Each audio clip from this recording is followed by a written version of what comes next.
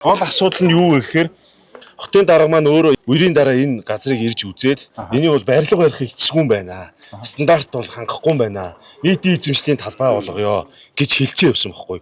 Тэгээ сая барилгын компаничлаа эхлүүлсэн. Энд чинь суурийг барилга. Тэнгүүд ингээ оршин суугчдаар ингээ нэгдээд ингээ юм хөдөлгөөн өрнүүлээд байгаа. Хамгийн гол нь энэ хашаа нь хүртэл нийтийн кадастрын зураг дээр нийтийн эзэмшлийн зам талбай байгаад байгаа байхгүй. Тэгэхээр одоо нийслэл маань энэ дээр яг ямар арга хэмжээтэй, ямар хариутай одоо оршин суугч дээр ирж байгаа вэ гэдгийг хэлээд өгөөч. Энэ авч натур гэдэг одоо гэр орол байсан тийм.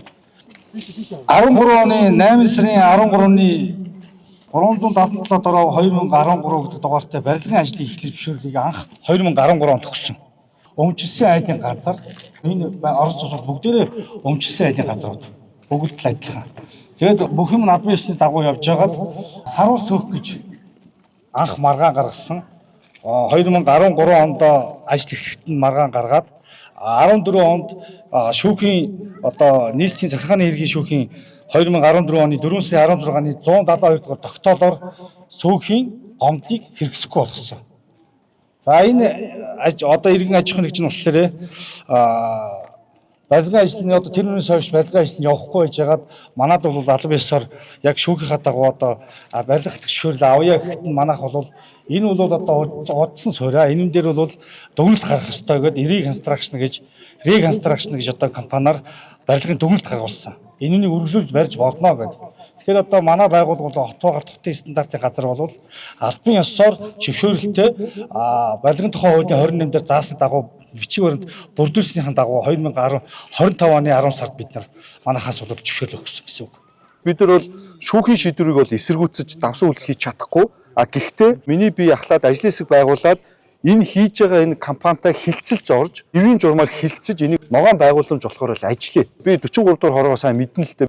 Сэлбийн тогтчлолтон дээр 7 хоног болгоо ирж ажиллаж байгаа. Энэ хувьд бол сургууль байхгүй 44 дугаар хороо маш хол явдаг. Дээрээс нь гол гараа Сүхбаатар дүүргийн 1-р хороо байж байгаа. Энэ хэсгийн тогтчлтыг бид нар бас хийгээд явж байгаа. Хүн амын нэгтшил маш өндөр, нэг га дээр бол 800-аас дээш 1100 иргэн одоо амьдарч байгаа ийм судалгаа статистик байгаа. Тэгэхээр бид нар нэгэнт одоо шүүхийн шийдвэр гаргацсан учраас 14 оны шүүхийн шийдвэрийг эцэж захиргааны арга хэмжээ бол авч чадахгүй. Гэхдээ нийслэлийн засаг даргад орогдсон одоо хууль эрх зүйн хэмжээ нь тухайн байгууллагатай эвийн байдлаар хилцээрд орж тийм ээ хэрвээ тэгтээ тэр газар хүлээн зөвшөөрөө шүү. Бидүүсийн санал болгож байгаа одоо хууль заасан нөхөө олгоор газар чөлөөлөх асуудлуудыг хүлээж авахгүй хэцүү. Энэ компани хилцэлд орохгүй бол хамч гисэн яа очоод тэгээд нийслэлийн удирдлагын зүгээс Баярсаран дарга бүтээсэн манлайлаад энэ талбайг буцаж хилцээрийн журмаар хууль заасан тугаа авч нийтийн эдбэр ногоон хүүхдийн талбай салхилдаг талбай болохоор ажиллая. Энэ 13 оны шүүхийн шийдвэрийг харж байна. За үнэхээр байг гэж үтэй. Гэхдээ өнөөдөр чинь 26 бидний ирэх бас давхар зөрчигдөөд байгаа учраас бид нар эвлэлтэнд нэгдэж байгаа. Тийм биз дээ. Өөрсдийнхөө эрхээ хамгаалж байгаа. Харин бидний эрхээ хамгаалж байгаа процесс дээр хотын орлогч дарга маань өөрөө ирээд за би та нартай хамт шүү. Хилцээрийн ард суух гээд үзье. Болохгүй бол орой 6 цаг болгоо энд ирээд иргэдтэйгээ хамт уяа гэдэг ам өчиг өглөө. Янбаатар дарга өөрөө 24 онд бас ам өгсөн шүү. Ингээ та хэд маань ам өгсөн. Одоо ажил болох хэрэгтэй. Тийм биз дээ. Тийм шүү дээ. Ажил болсон манайгаа авч юу. Аргаас 12 цагаас бид нар энэ өдөрлөлтөө. Одоо ингээ 12 он шүүхийн шийдвэр гарцсан гэж яриад идэг.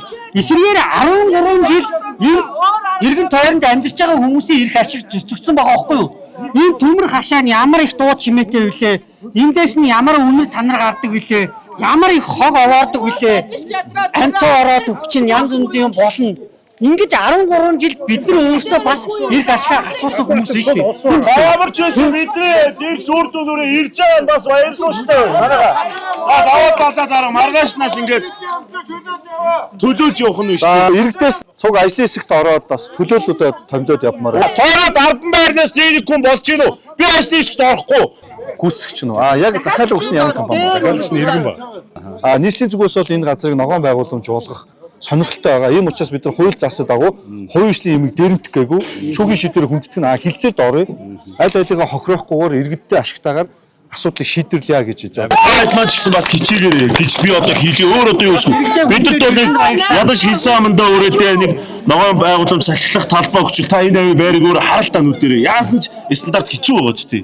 Тэгээ иргэдтэй одоо за бас иргэдтэй зөвхөн хувь хүнийхэн журмаар амлахад за энэ газрыг нийтийн эдэлбэр ногоон одоо талбай болтол би хувь хүнийхэн зүгээр бас ухрахгүй хэдүүлээ хамтдаа одоо явъя.